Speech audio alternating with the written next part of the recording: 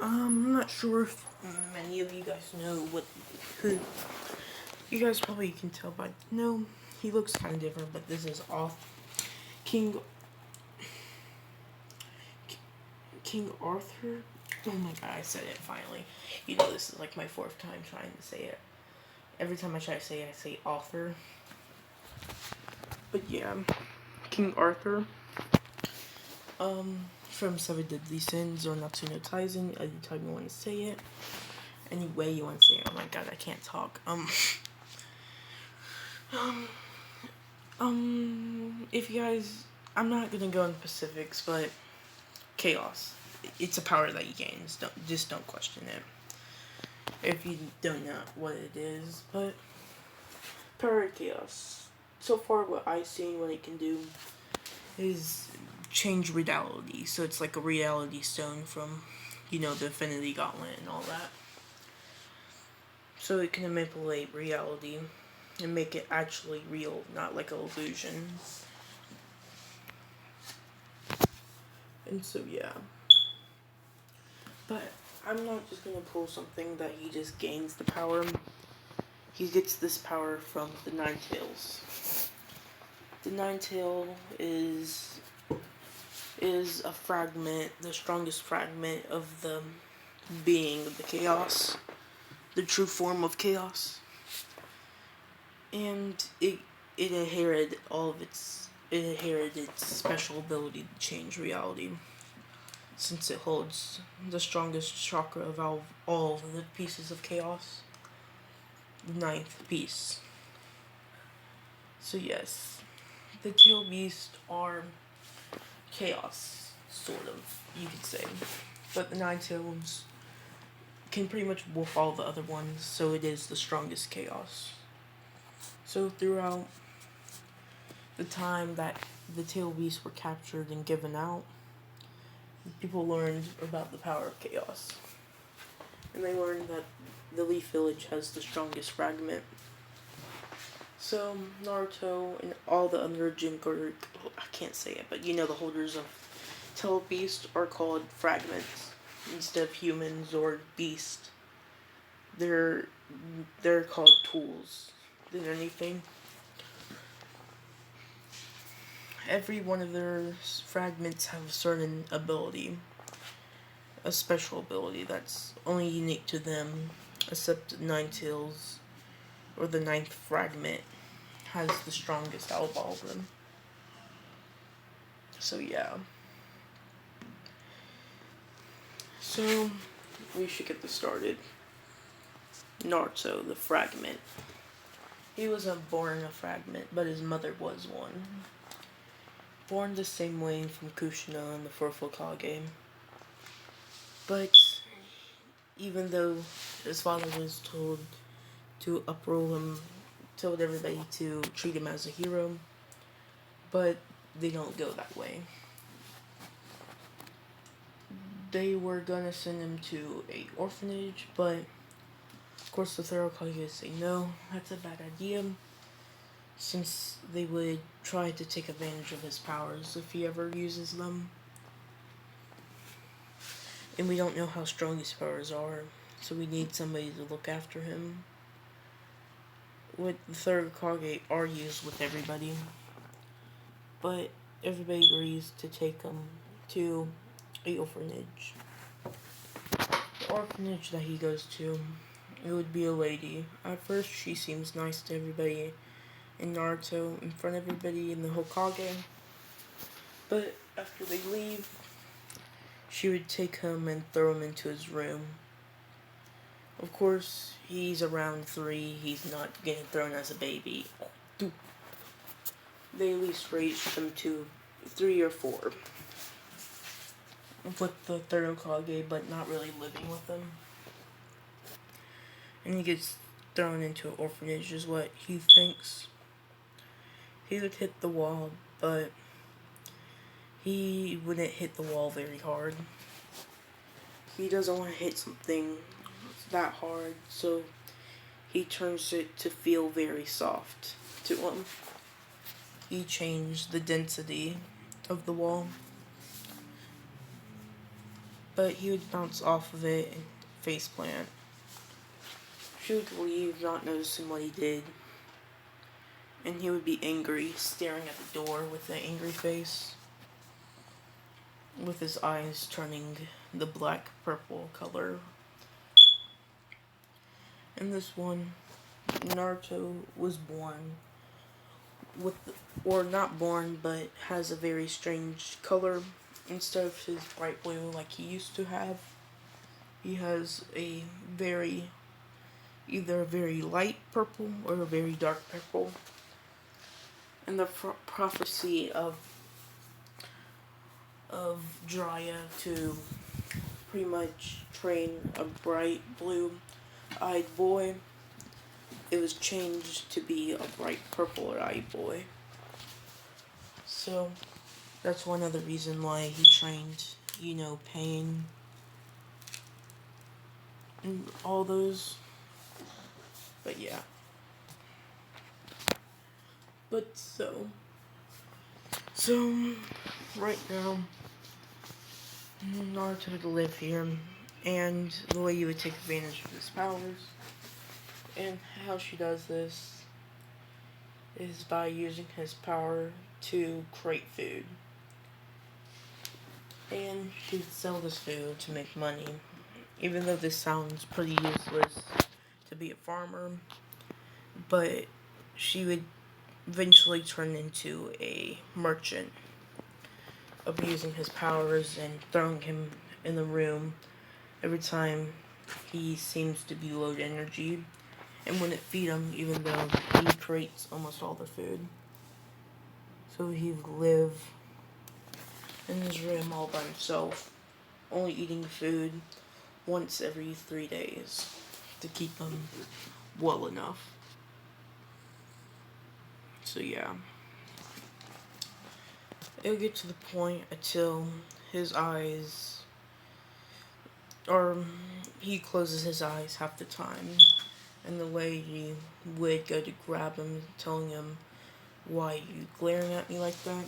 And he would open his eyes, and what she would look into are black eyes staring into her soul, which she would drop him, and he would walk to his room.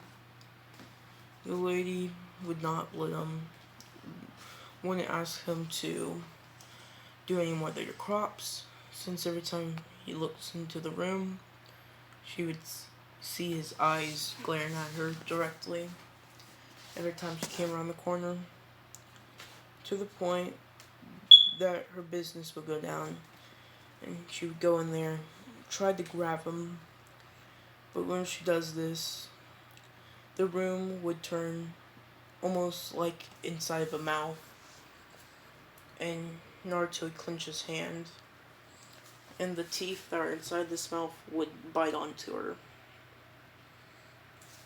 killing her, which the room turned back to normal, and all in her body would be put into a wall with it. Of course, Naruto would sit there and would eat his own food while people felt, or all the kids that were left in the orphanage with him, which would be very few, since I feel like there weren't many orphans. Like, there were probably a few, but not many. So it's probably a small orphanage, where they left the place since they witnessed or they saw what Naruto could do with his powers. And Naruto was never referred to Naruto Fragment. So they would probably run around saying Fragment is attacking and all that, which people would think were a joke, but people would get angry at them and ask, "What do you mean?" One of them would grab, and they would say that the Fragment killed the orphanage person and all that, and people would run in there. Ninjas would be called, but many people would pick up knives and go in there since they don't like the Fragments. And yeah, ninjas would come in, seeing nothing, and they'd grab him, and they would be very rough with him, but he would, of course, kick one of them, but not very strongly since he is a kid. But they would drop him because it did hurt their shin. And this is when they would see the room start moving again, turning into teeth. Of course, they would be smart and jump out of there before he can chomp down. But whenever this happens, what they see is the orphanage lady's head stick out the wall. And Naruto would make it go back in there, twisting his hands at them. They would run off saying it's a monster and all that. And it comes down to they would send the Hokage to retrieve him eventually. And it would come to a sort of trial, you could say, with the people in the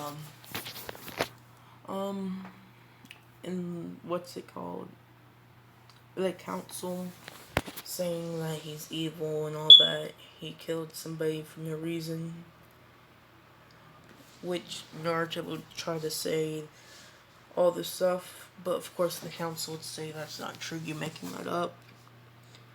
And it would come down to Naruto being banished out of the village at a very young age. But what would happen is that the Hokage would set it to where he has to at least be 8 years old to be able to be banished. And Naruto hears that he only has at least 3 to 4 years left in the village. So he better do as much stuff as he can. So,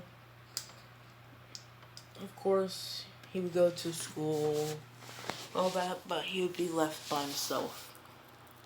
And he wouldn't really interact with anybody. His ability, everything, he would pretty much not do anything in there. Since he knows if he even failed, it doesn't even matter. Since he'll be leaving whenever he joins the academy. People would try to make fun of him. Akamaru's human. Akamaru's human with them would try to attack him and try to make fun of him. But that's whenever Naruto would show the class one of his abilities, which Akamaru human, oh my god, it's Kiba. I've been saying Akamaru because that's his dog, and I know that's his dog's name, so I've been saying human the whole time. So Kiba, and everybody in the class would witness Naruto would make a hell land, you could say, with the ground beneath them turning red, and any water around them would evaporate, and the heat would be almost unbearable. And yeah, of course, it'd be Naruto would turn it off, and yeah, everybody would be scared of Naruto and would run off saying the Fragnet's a monster and all that. Well, while trees are burning from his transforming the land into that hellscape right there. So yeah,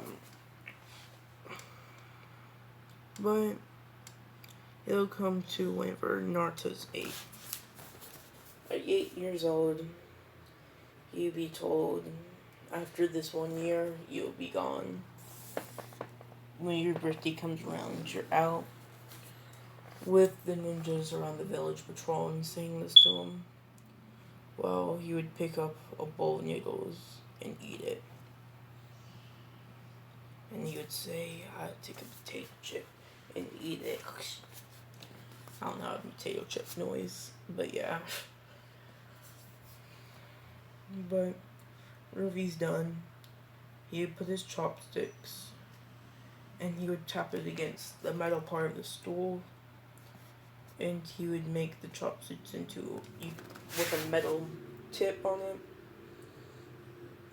Would take it and swing it in one of their faces with them noticing the metal part on his chopsticks, which it would back them up, and they say, hey, you're already being banished, you don't want to be killed instead, since we are ninjas.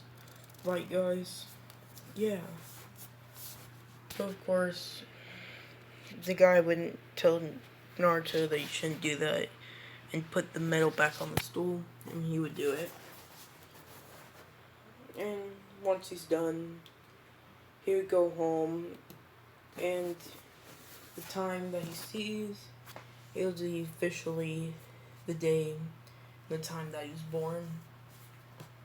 He would wake up, and the third Hokage and some ninjas would be there, and they would walk him off, them leaving the village. Everybody that was kids would be informed that Naruto, which they know as Fragment, was banished out of the village. I would say that the third Hokage would give him some money, but Naruto would keep it and walk off. So yeah, walking through the forest, nothing really happened. Nothing special, except an 8-year-old kid wandering. Until he would probably find a small town. He has a map that was given to him, and he's planning to go to Rice Village, since no village owns the area. It's neutral land, and it's ruled by lords, and he thinks he can stop from seeing any ninjas from there. And it's on the border of the land of fire and the land of waves and all the other lands, with the Sound Village right next to it. So yeah. And yeah, that's where I'll leave the checkpoint. See you guys later.